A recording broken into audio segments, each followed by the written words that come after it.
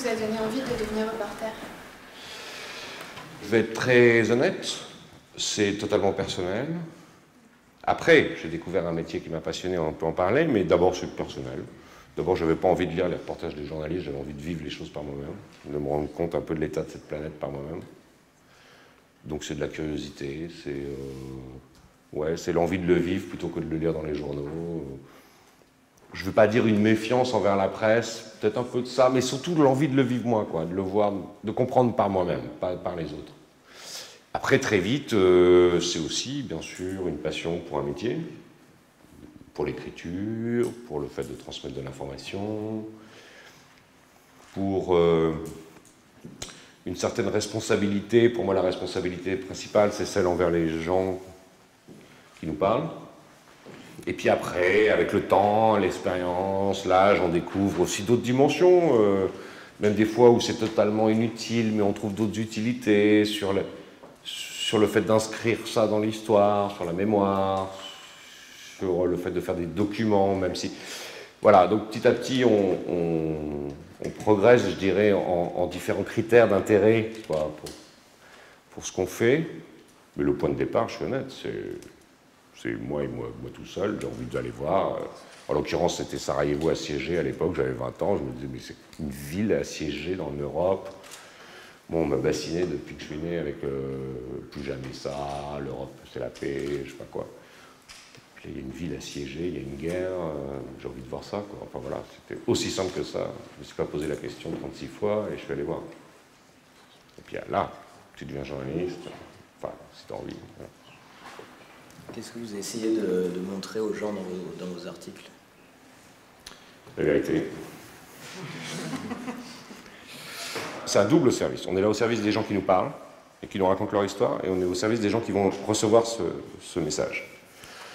On est des messagers, quoi. On est l'intermédiaire. Alors avec tout un tas de règles professionnelles, enfin d'intégrité, de vérification, c'est beaucoup de travail parfois. Il y a des enquêtes plus faciles, d'autres très, très difficiles, qui nous prennent des mois ou des années. Mais voilà, on est là pour raconter, essayer de rendre compréhensibles des histoires complexes. Quel a été votre ressenti après votre premier reportage à l'étranger? Ben, ça dépend à quel moment, parce que la première fois, je suis parti 15 jours, je suis rentré 5 ans plus tard. Donc le reportage était un peu long. Je me suis un peu attardé. 5 ans plus tard, donc 4 ans de guerre, donc j'ai eu pas mal de ressentis, évidemment, dans ces 4-5 ans. Mais voilà, c'est une vie, quoi. Donc c'est pas un reportage, une impression. C'est pas rapide comme ça, c'était devenu ma vie, entre-temps, ce reportage, parce qu'il a duré des années. Quelles sont vos conditions de vie quand vous partez, par exemple, pour plusieurs années dans un pays pour faire un reportage? Pas excellente. Non, mais ça dépend où. La première guerre, là où je suis resté 5 ans, enfin, elle a duré 4. Je me suis un peu attardé après, mais c'était particulier parce que c'était un siège, le siège de Sarajevo. Là, j'ai vécu ce qui n'arrive jamais, c'est de vivre sur un front pendant 4 ans. Par exemple, les journalistes qui ont couvert le Vietnam, ils vivaient à Saigon où il n'y avait pas la guerre. Ils allaient au front et ils en revenaient. Et en général, c'est souvent ça. On va couvrir le front, on revient couvrir l'arrière. On va couvrir le front, on revient couvrir l'arrière. On s'intéresse aux combattants, on s'intéresse aux civils. On va bosser, on revient faire une pause, écrire, envoyer, enfin voilà. Là, ce qui était particulier dans un petit siège, c'est que l'ensemble du siège est un front. Donc on vit 4 ans sur un front, avec de la violence 24 heures sur 24. Donc là, c'est très, très particulier, quoi. Puis ça veut dire tout ce qui va avec un siège, pas de bouffe, pas d'eau, pas d'électricité, pas de... Enfin, rien, quoi. Et puis des fois, ça dépend aussi si on est plutôt avec les combattants, avec les civils. Moi, j'aime beaucoup faire les deux, donc c'est variable de jour en jour ou de semaine en semaine, selon... avec les combattants, on essaye vraiment de... Enfin, moi, j'essaye de vraiment m'immerger le plus possible, même si souvent j'aime bien garder ma bagnole pour être mobile et pouvoir prendre la route à gauche, à droite pour aller voir un autre point, voilà, mais on essaie quand même de s'immerger, de vivre avec eux, parfois même donc de partager leurs véhicules et leurs chambrées, etc. Forcément à l'arrière avec les civils où c'est moins violent, un peu plus paisible, on est plus mobile, on va de l'un à l'autre, d'une ville à un village, on a plus le temps de travailler nos sujets, enfin voilà, c'est un peu différent, mais On a besoin d'aide aussi, on a des fixeurs, des traducteurs, des assistants, si on ne parle pas la langue, selon les endroits. Et puis il y a des choses, on peut ne pas manger une semaine, mais par contre on ne peut pas ne pas avoir tout petit peu d'électricité pour le téléphone satellite ou d'essence pour la bagnole. Il faut bosser, donc on amène des sous pour ça. Enfin voilà, on a toujours des conditions de vie de toute façon un peu meilleures que les gens sur place. Donc, on ne se pose pas trop la question après, quoi. Il faut juste travailler, quoi. Comment est accueilli un journaliste dans ces zones de guerre? Alors, à part des régimes, gouvernements, armées, milices, qui ne veulent pas nous parler, soit parce que c'est leur nature, comme les djihadistes, etc., soit parce qu'ils savent pas trop, mais à un moment donné, ils ont des choses à cacher, des crimes de guerre, des machins, voilà. Donc on a pas mal de problèmes avec pas mal d'autorités, mais 99% des gens nous accueillent plus que remarquablement bien, quoi. Parce que, pour deux raisons. La première, c'est qu'on est là au moment le plus important de leur vie, qu'il soit tragique, même s'il ne l'est pas, mais c'est le plus important. Et puis par ailleurs, parce qu'ils comptent sur nous pour raconter leur histoire. Et ils nous accueillent d'autant plus bien tout le monde a une histoire à raconter. Mais vous, je suis sûr qu'aujourd'hui, cet après-midi, si je vais vous interviewer, vous aurez une histoire à me raconter. Mais a fortiori, si vous êtes dans la guerre et que vous êtes... Définitivement, vous aurez une histoire à me raconter. Et pour vous, elle sera éminemment importante. Alors pour moi, je vais en recueillir plein. Ce sera peut-être pas la vôtre la plus importante, mais il ne faut pas perdre ça de tête, quoi, de vue. Elle est importante. Elle est... Voilà. Et quand je dis les gens, je ne parle pas seulement des civils, mais aussi des combattants. Les combattants, c'est... Souvent, ils n'ont pas fait le choix. Mais même s'ils ont fait le choix, ils défendent une cause, ils ont envie d'en parler, ils ont envie de... Voilà. Donc non, globalement, on est bien accueillis. Je pense beaucoup mieux que parfois dans les pays en paix, où les gens se méfient des journalistes, les entreprises veulent cacher des choses, les clubs de sport veulent cacher des choses, les artistes veulent des bonnes critiques, je sais pas quoi. Enfin bon, mes collègues qui couvrent toutes ces rubriques en France, peut-être des fois c'est plus compliqué pour eux, j'en sais rien. Moi je suis toujours plutôt très bien accueilli dans les pays où je vais. Alors ok, c'est dangereux, ok, le gouvernement un tel nous aime pas, la milice machin veut pas de nous expulse, nous met en prison quelques jours, j'en sais rien. Ok, ça arrive, on va dans des situations particulières et violentes, mais 99% des gens veulent nous rencontrer et nous parler. Vous avez été dans quel pays depuis que vous avez commencé votre carrière de reporter et quel est le pays qui vous a le plus impressionné? Tous m'ont impressionné. Parce que même, oui, peut-être, il y a des endroits un peu plus impressionnants que d'autres, etc. Sauf que nous, on arrive dans des situations tellement insensées qui sont tous impressionnants.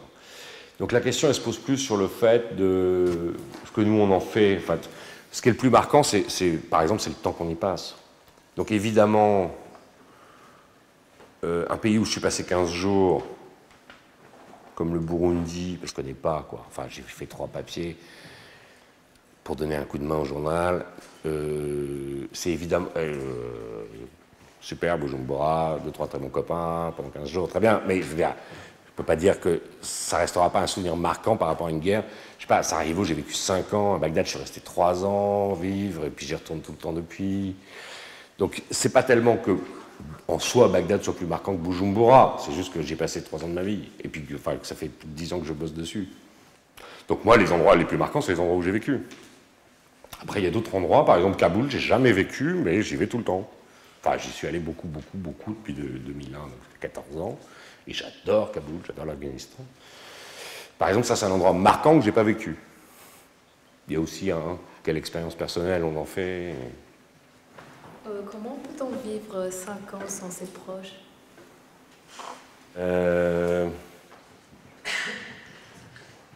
Oui, j'avais une copine à qui j'ai dit je reviens dans 15 jours, mais je l'ai prévenu de ne pas m'attendre. Je lui ai bien dit que ça pouvait durer. Non, mais je sais pas. Non, mais là-bas, on se fait de nouveaux proches. Comment vous gérez le fait d'être soit en danger de mort Honnêtement, la meilleure solution, c'est de se prendre la tête le moins possible avec ça. Ça fait partie de la guerre. On est souvent en danger de mort. Et je pense que si on commence à avoir des problèmes avec ça, vaut mieux arrêter, c'est mieux, quoi. pour soi-même d'abord, et puis éventuellement même pour les autres. On est en danger, on l'a accepté, on a fait le choix, on a vu des gens qui sont dans des situations 1000 fois pires, et on est là pour raconter leur histoire, pas la nôtre. Là, je suis ravi de partager avec vous un moment où je parle un peu de mes histoires, mais le sujet, c'est pas ça, quoi. Dans tous les autres jours de l'année. Est-ce que quand vous faites vos reportages, vous racontez l'histoire, la vie de ces gens, est-ce que vous fixez une limite, une sorte d'autocensure dans ce que vous racontez? Non, il n'y a aucune autocensure a priori. Après, il y a d'abord il y a des règles professionnelles de vérification, de sérieux, de travail. Bon, ça c'est une chose. Ensuite, il y a il y a un critère absolu pour moi, c'est de ne pas mettre en danger une vie humaine de plus. Donc ça, c'est pour moi la règle absolue. Elle est écrite nulle part, mais c'est du bon sens. Enfin, c'est juste humain. Donc à partir du moment où quelqu'un m'a confié une information et que l'écrire pourrait le mettre en danger, je vais changer son identité, je vais masquer, c'est la source. Ce qu'on appelle le off, ce qu'on appelle désourcer, enfin voilà. Par contre, s'il nous a livré une information intéressante, il faut faire tout ce qu'on peut pour la livrer, mais en le protégeant. On est des observateurs, des reporters, des analystes, des raconteurs d'histoire. On n'est pas là pour faire tuer quelqu'un, jamais, quoi. Mais ce qui est un débat avec certains de nos camarades, lanceurs d'alerte, comme on dit, qui livrent des documents bruts sur Internet ou public, qui remplissent un grand rôle citoyen. Eux, ils ont l'impression de faire avancer la démocratie. Parfois, ils le font, mais parfois, ils mettent en danger des gens. Ils ne font pas des journalistes, ils ne protègent pas leurs sources. C'est un problème. Tout à l'heure, vous disiez que vous vouliez transmettre la vérité, donc c'est un noble projet. Est-ce que vous avez eu le sentiment de temps en temps qu'on vous utilisait, vous ou d'autres collègues journalistes, pour transmettre une parole qui finalement n'était peut-être pas du côté de ce qu'on appellerait, nous, naïvement, un peu la vérité, mais... Tous les jours, on essaye de me raconter des salades, mais je ne crois pas en avoir écrit trop. Enfin, vous voyez, c'est ça le boulot de journaliste, en fait. Hein. C'est accepter que les gens racontent absolument tout ce qu'ils veulent. Et nous, on écrit que ce qu'on a confirmé. Et voilà, c'est là, on est au cœur du métier. Mais je ne veux pas m'offusquer qu'un dictateur défende son pouvoir, qu'un combattant défende sa cause, qu'une entreprise défende son business, qu'un gouvernement fasse de la communication. Ils sont dans leur rôle. On fait avec. Mais je veux dire, mais par contre, il ne faut pas se faire avoir, quoi. Il faut bosser, et il faut décrypter, il faut enquêter, il faut... Voilà. Comment vous vous positionnez par rapport à la question de la neutralité, de l'objectivité du journaliste? Est-ce que parfois vous dites que votre rôle c'est peut-être de dénoncer ou de faire changer les choses? Il faut raconter la vérité, donc il faut être juste, oui, s'approcher de l'objectivité. Mais par ailleurs, pour faire une comparaison avec la politique ou avec la diplomatie, moi je ne suis pas l'ONU, quoi. L'ONU, ils disent, alors voilà, c'est le belligérant A contre le belligérant B, et nous sommes neutres, toujours au milieu. Non, moi je m'en fous. S'il y a un mec qui a commis un crime, et en face un type qui le subit, je vais dire, c'est un criminel de guerre et c'est une victime. Je ne vais pas dire A et B. Je ne suis pas neutre.